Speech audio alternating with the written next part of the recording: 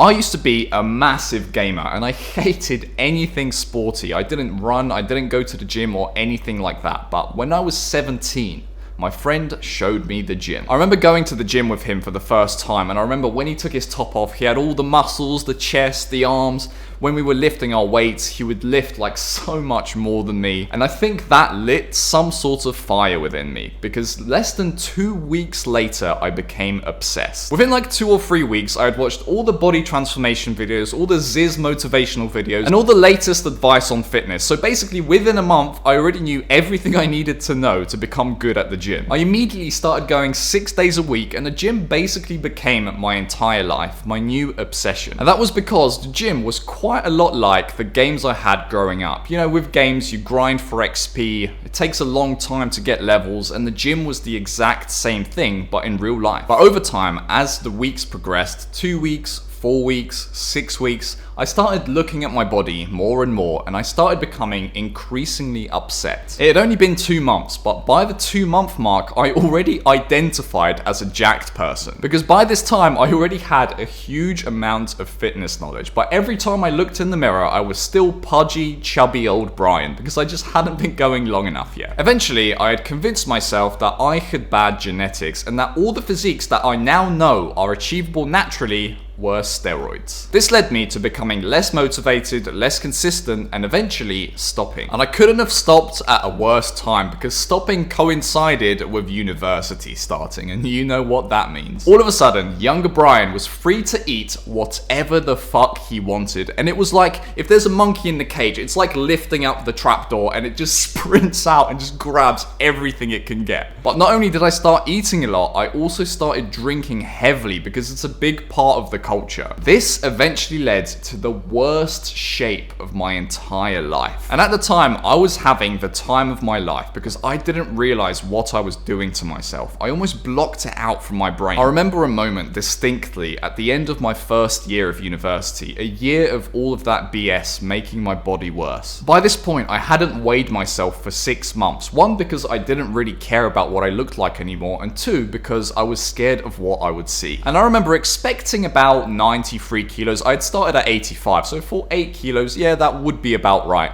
But I ended up at 98. It was one of those moments where your heart like jumps up in your chest a little bit, and I wasn't even sure if the scales were wrong. I genuinely tried convincing myself that they were wrong, because surely I couldn't be the biggest weight I ever was, right? But apparently this wasn't enough, because I started calisthenics right after that for about 2 weeks, but after realizing that I now couldn't do a single pull-up, I just dived straight into the bad habits again, and eventually that led to me ballooning to 110 kilos, my worst weight yet. And that was 8 months after the initial realization that I had. And it wasn't until 2.5 to 3 years after stopping the gym that I eventually became really dissatisfied with my body again. And I eventually started missing the body that I had before that I thought wasn't very good. By this point, I would have paid anything to get that back. So I started training again, but this time it was with a different mindset. I'd let myself go so far that I knew it was gonna take ages to get back to that body. So I still researched, slowly improved, and went consistently, but this time I did it way less obsessively. I knew I messed myself up bad, and to get that old body, I had to be in it for the long run. So I just stuck to the process and stopped caring so much about the end result, because I knew I would eventually get it if I stuck to it. I just started going to the gym and didn't even look at my body after every session, when before I used to stare at myself in the mirror for about an hour or 2 every single day. That's how bad it was. The gym just became part of my weekly routine, and I knew that I would eventually get results, so I stopped caring about the day-to-day. I found fulfillment in the fact that I was going in the first place, because I knew eventually I would get that old body back. That continued until the present day, and at some point about 1.5 years into that journey, I realized that I had actually gotten that old body back. And 1.5 years after that, I realized that I was now actually pretty jacked, and some of the pictures that now get taken of me look like the physiques that I thought needed steroids in the past. What I just described to you are two different ways of looking at your business or YouTube channel. One of them is this obsessive, impatient, and ungrateful outlook. Obsessing about the goal, like the world owes you something. This is bound to cause you loads of pain because you're gonna get all the knowledge you need pretty early on, but you still wouldn't have been in the game long enough to see results. You're not gonna be grateful for where you are, and you're a lot more likely to quit, bounce around ideas, and eventually fuck up your mental health. Staring at your YouTube analytics for 5 hours a day is just like staring at your body in the mirror. You're giving yourself the business equivalent of body dysmorphia. Obsessing about the end result like this is a sure way to exhaust the fuck out of yourself. The second outlook is the consistent and patient outlook. You're still driven, ambitious, and want to be successful, but you're obsessing more about the daily process rather than the rewards that are going to come at the end. I do not care how many views this video gets, but what I do care about is that I sat down and I recorded it